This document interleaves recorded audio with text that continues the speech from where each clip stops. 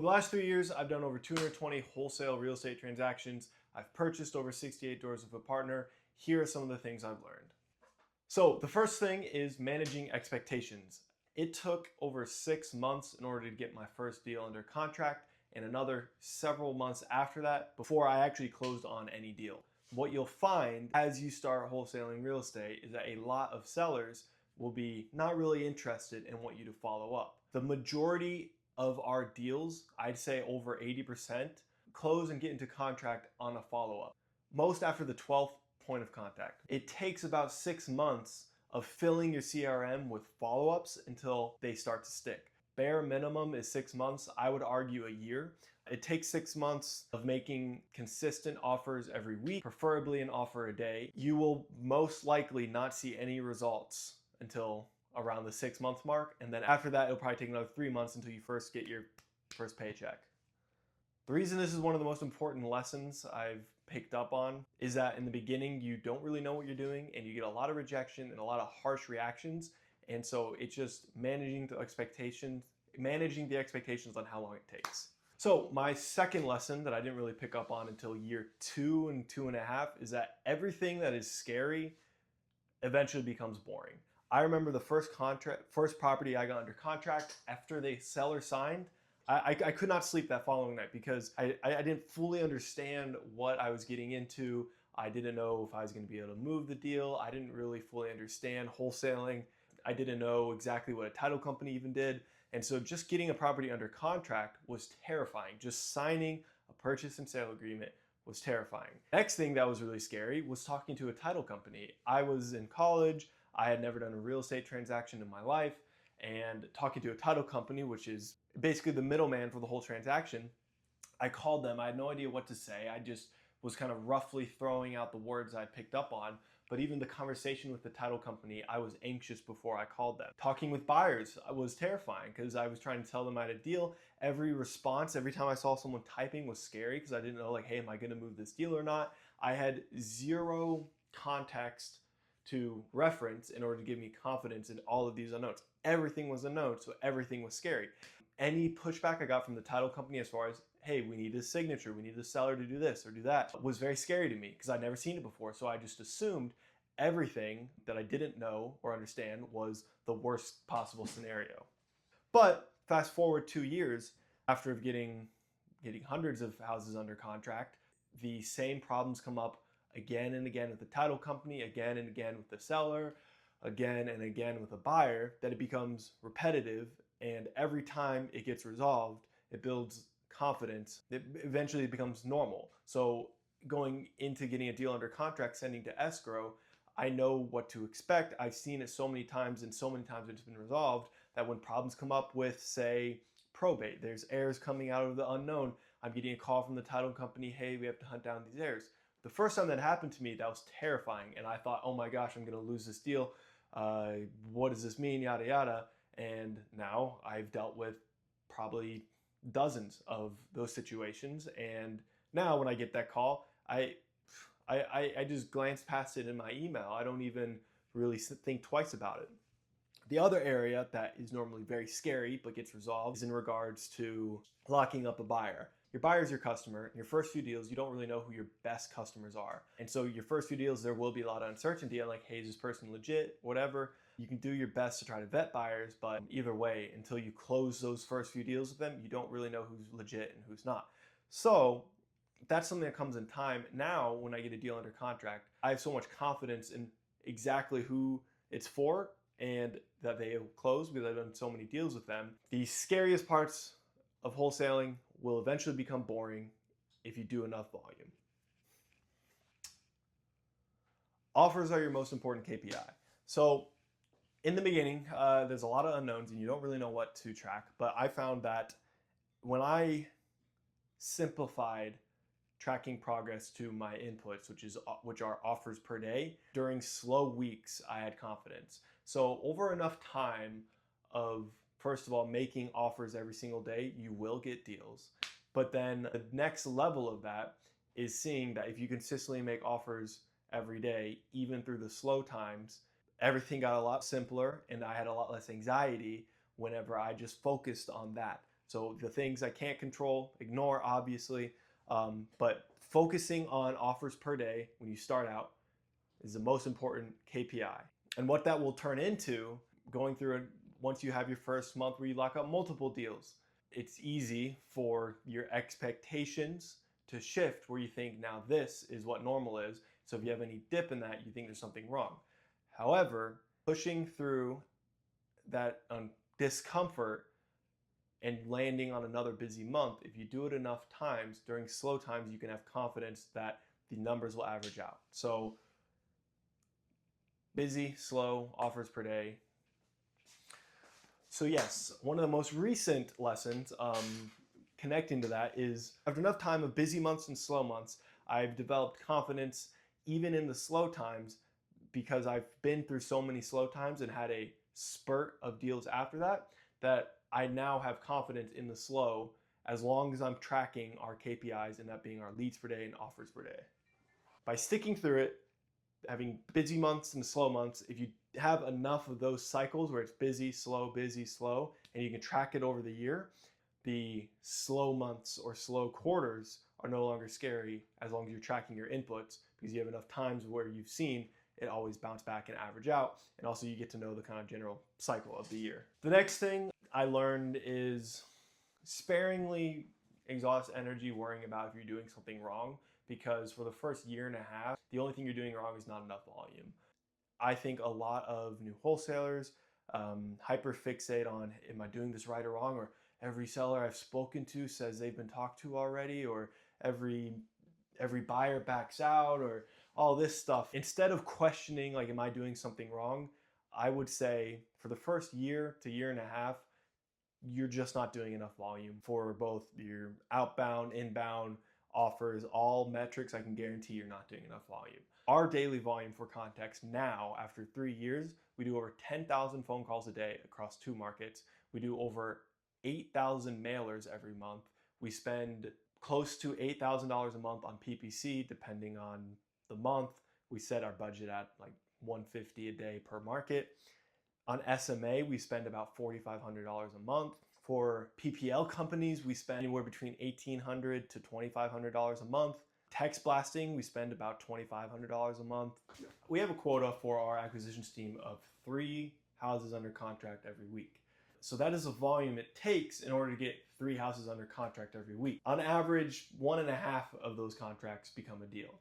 To consistently lock up deals every week, it takes far more volume than you think. So the first year and a half, I guarantee your issue is volume, not really much else. One thing I wish we did earlier was value our buyer relationships from the start. What I mean by that is taking the time to get to know your buyers, get to know their goals as far as their portfolio, get to know their investing strategy, get to know them in a more 3-dimensional sense than just their buying criteria. The better relationship you have with a buyer earlier on, the more confidence it gives you when you're going out there and negotiating with sellers. A lot of wholesalers approach wholesaling very just get the deal under contract focus in the beginning. They're just got to get the deal under contract. If I was starting over, would have built it inversely. I would have gone to the buyers, started a relationship, gone out to lunch with them, learn what their goals are, their criteria, and get a really put myself in their shoes and understand what they're looking for before I even pick up a phone and start cold calling. Because then when you're getting into these negotiations with sellers,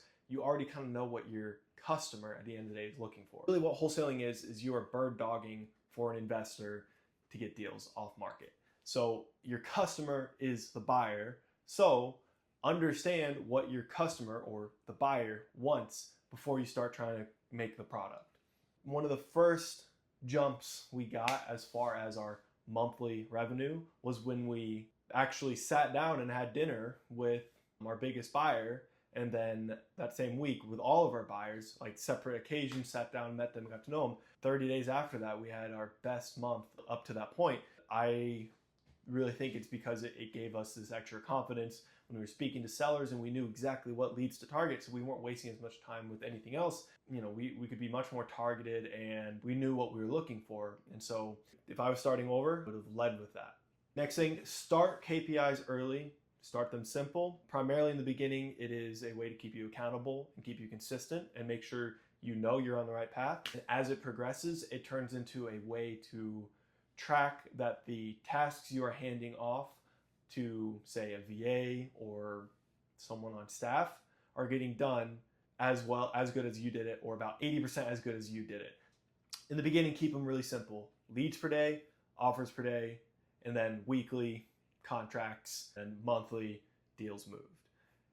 I liked that frequency in the beginning. I feel like contracts every day, when you're starting out, it's gonna be 0, 0, 0. So it's kind of not needed. Just focus on your inputs, which are leads. The more leads you get, the more offers you can make. So just focus on those two in the beginning. And then as you hire and get VAs and a team going, your KPIs can get more complex, where you'll want to be tracking conversion rates, handoffs, leads per day by each VA. So just start simple, progress as needed. For us, what it really looked like was, like I said in the beginning, was simple leads per day, offers per day. And as we started increasing our spend, we had to track things like cost per lead and cost per deal. We had to track that much more closely, because when you start spending a lot of money on marketing, you need to know your numbers very, very well. And then the next transition was as we started to build a VA team, tracking their weekly quota on leads. So for our callers, I like them to get us 15 qualified leads per month. We have a team of 4 per market. So math on that is 60 leads a month per team as the quota. And then for our follow-up specialists, their weekly quota is handing off 3 deals ready to close to our acquisitions manager. And our acquisitions manager's quota is 3 contracts a week on average. Then as far as dispoing those, they need to be moving at least 5 deals a month, or averaging that out.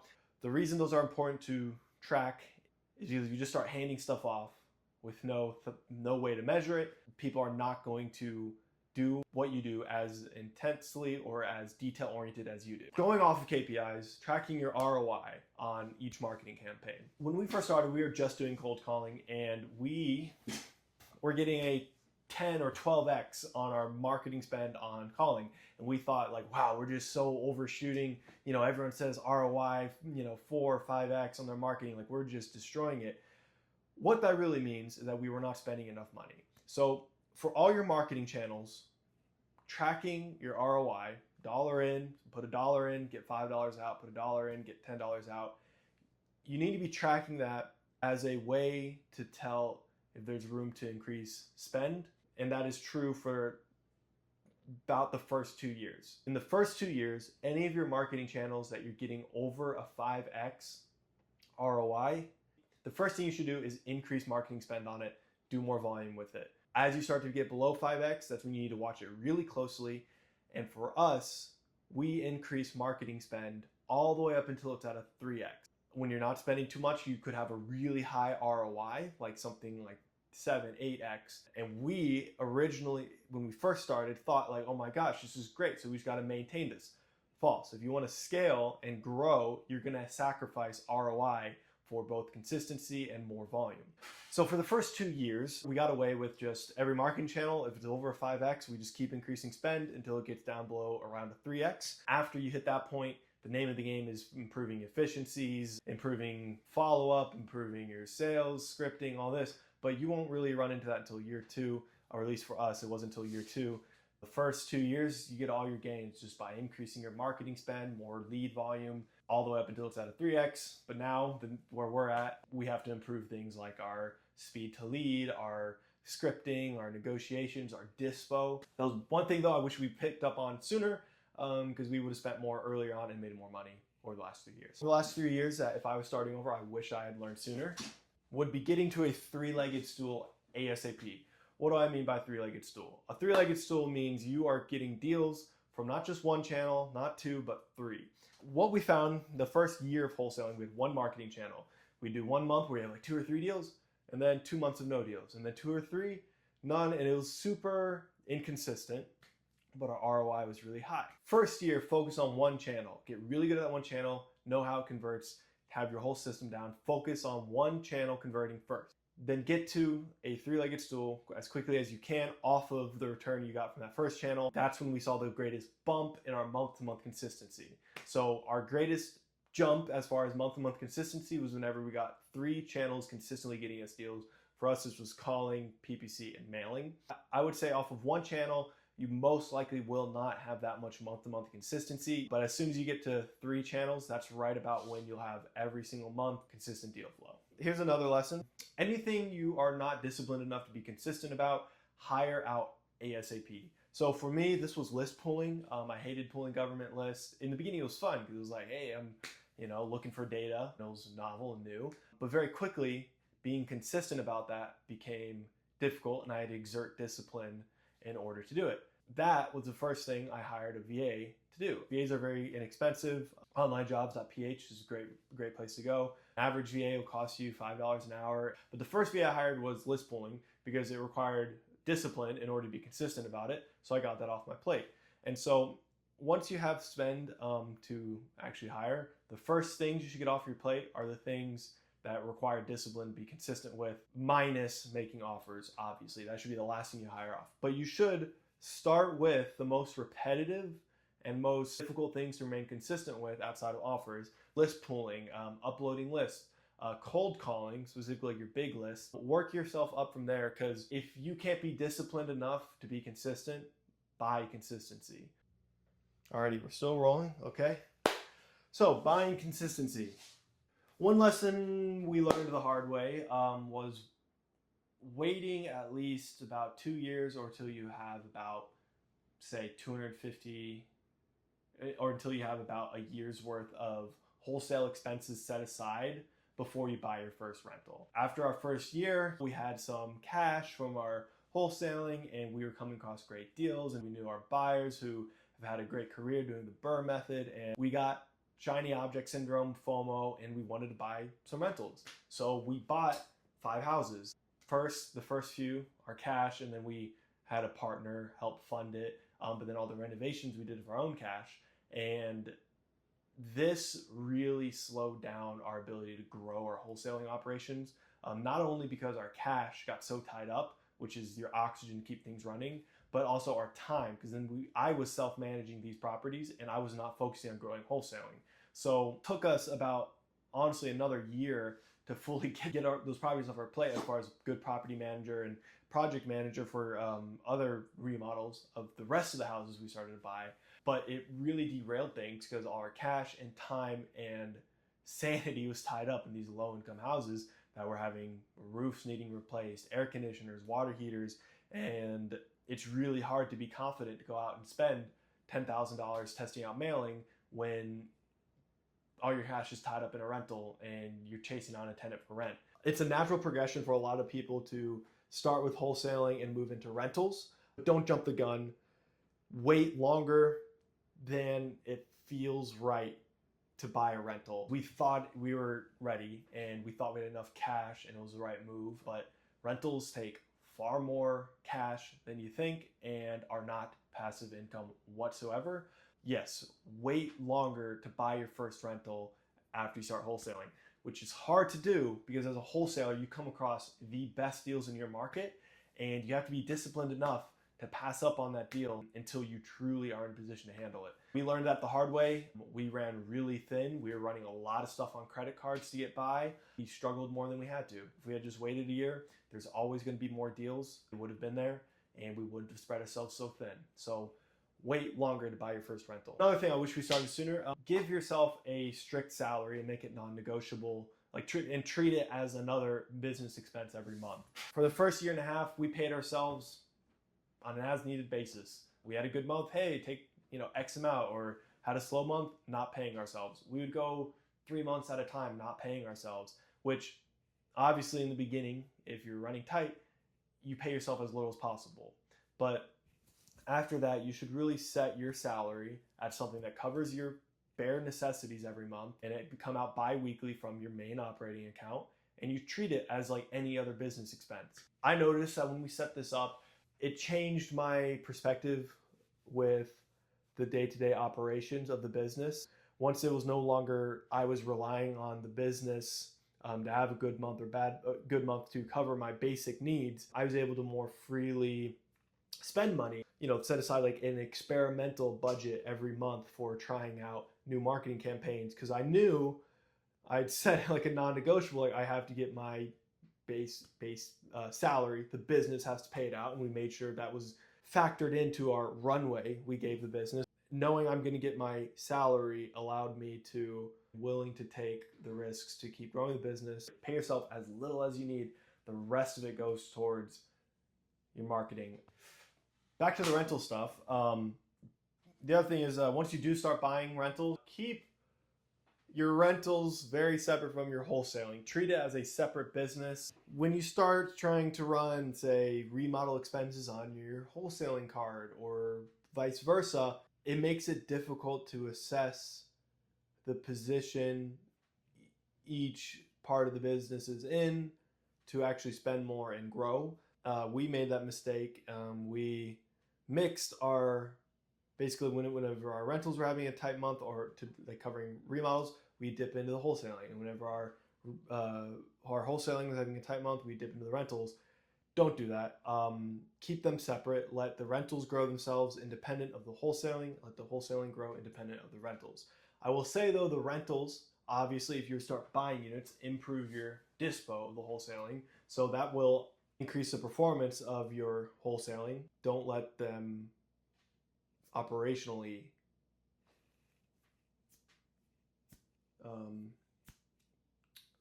cross. Lastly, just kind of a mentality thing that we've kind of picked up on is just generally the higher your tolerance for uncertainty and discomfort, the more likely you are to succeed at wholesaling and just about anything. That's one thing knowing it, but really once you start to feel it, it becomes even easier. And what I mean by that is the number of times we've gone through really uncomfortable months where we're just like holding our breath that something closes so that way we can pay off a marketing expense, or holding our breath that we get something locked up to know if our marketing is working or not, or if that wholesaling is working or not. And every time we go through those periods and it resolve positively with a positive outcome, the connection we make to our discomfort, how long it lasts, and it equaling success becomes stronger. Over the last 3 years, we've learned that every time we go through a period of being really uncomfortable, really spread thin, every time there is a resolve that is a positive outcome. And so enough cycles of that, we've learned this, we've developed like this positive feedback loop, this positive reinforcement that having a high tolerance for those periods increases our spoils, our reward. And you think about it like stuff like marketing, the spoils in your market goes to the marketer who keeps marketing during a slow month, who keeps their marketing running when cash is tight. That's who gets the deals. Like, so for example, like you launch a new marketing channel, you're not sure if it's gonna work. Most marketing channels take 60 to 90 days and sometimes even longer to get an ROI. So that means during those 60 to 90 days, you have to deal with that uncertainty of if that marketing campaign is gonna work. But the spoils of waiting through that time is that you have a marketing campaign that works, and then you re-up that marketing campaign and it is now a source of revenue. Alternatively, if you avoided that discomfort of waiting 60 to 90 days to get a return on that marketing campaign, is now there's someone else in your market who could put up with those 60 to 90 days of uncertainty, no deals, and is now getting deals, and they have that confidence in that marketing campaign that they're going to keep spending that, and that is no longer uncomfortable for them to keep waiting because they've gone through the first phase of figuring out there's a return. Now everything after that, it's not uncertain because they took that risk in the beginning versus never starting it and not getting a return. So yeah, just as long as you are focusing on your inputs during the uncertain periods, the uncomfortable periods of offers and leads per day, you will get a return. That's my biggest takeaways from wholesaling for the last 3 years. I will talk more about investor lessons I've picked up on as a wholesaler transitioning into an investor. I'll make a separate video about that. Nowadays, my partner and I are continuing to grow our wholesaling, and we are also buying houses. If you are a real estate investor and you want really good off-market deals, my partner and I are pretty good at that. Click the link in my Instagram bio Alex Wislowski, and we can get you on our buyers list. So if you are an investor looking for deals, we can hook you up. If you're a wholesaler, we're really good at dispoing deals. We ourselves buy, and we have a lot of really good buyers. So again, Alex Wislowski on Instagram, and send me any deals you got. I'll help you out. And that's all I have.